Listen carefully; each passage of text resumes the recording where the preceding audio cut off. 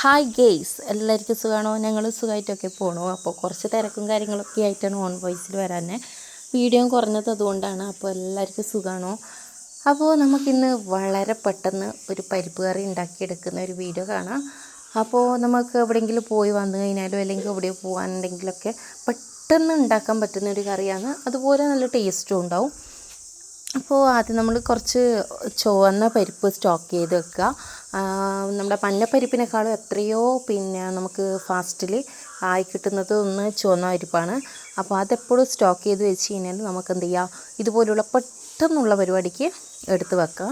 മറ്റേതാകുമ്പോൾ കുറച്ചും കൂടി പൊതിർന്ന് വരാനുള്ള ഒരു ടൈം എടുക്കും. മാത്രമല്ല അതിങ്ങനെ കറക്റ്റ് ഒന്ന് വെള്ളത്തിലിട്ട് വെച്ചിട്ടില്ലെങ്കിൽ അതൊന്ന് മിക്സായി അടിഞ്ഞ് വരാനും കുറച്ച് ടൈം ആവും. അതുകൊണ്ട് നമ്മൾ ഇത് എപ്പോഴും സ്റ്റോക്ക് ചെയ്ത് വെക്കുക. നിങ്ങൾ സ്റ്റോറിലോ പീടികയിലോ എവിടെയെല്ലോ പോയി കഴിഞ്ഞാൽ ഇത് വാങ്ങിച്ച് വെക്കുക വീട്ടിൽ.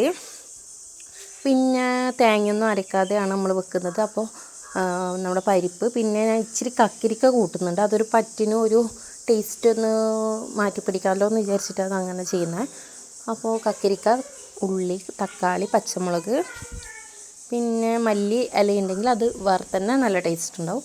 അപ്പോൾ അതൊരു ഓപ്ഷനിലാണ്, ഇല്ലെങ്കിൽ കുഴപ്പമൊന്നുമില്ല. മല്ലിയില ഇട്ട് കഴിഞ്ഞാൽ വേറൊരു ടേസ്റ്റ് കിട്ടും.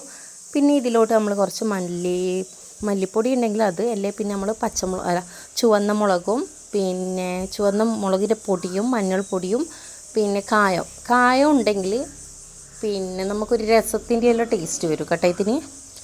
അങ്ങനെ കായം ഉണ്ടെങ്കിൽ കായപ്പൊടി ആഡ് ചെയ്തതിന് ശേഷം കുക്കറിലേക്ക് ഇട്ട് ഒരു 2-3 വിസിലിട്ടതിന് ശേഷം കടുകിലേക്ക് ഇടുക. കടുവും നെയ്യും, പിന്നെ നമ്മുടെ ചെറിയ ഉള്ളി, കറിവേപ്പില, വേണമെങ്കിൽ നമുക്ക് വെളുത്തുള്ളി ഉപയോഗിക്കാം. അതൊരു ഓപ്ഷനിലാണ്. ഈ ചുവന്ന ഉള്ളിയിലിട്ടാൽ മതി.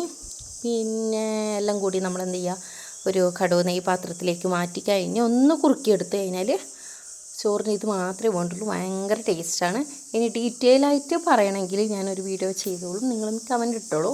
അപ്പോൾ നമ്മുടെ ചാനൽ ആദ്യമായിട്ട് കാണുന്നവരാണെങ്കിൽ ഒന്ന് എന്ത് ചെയ്യുക, ചാനൽ സബ്സ്ക്രൈബ് ചെയ്യുക, ലൈക്ക് ചെയ്യുക.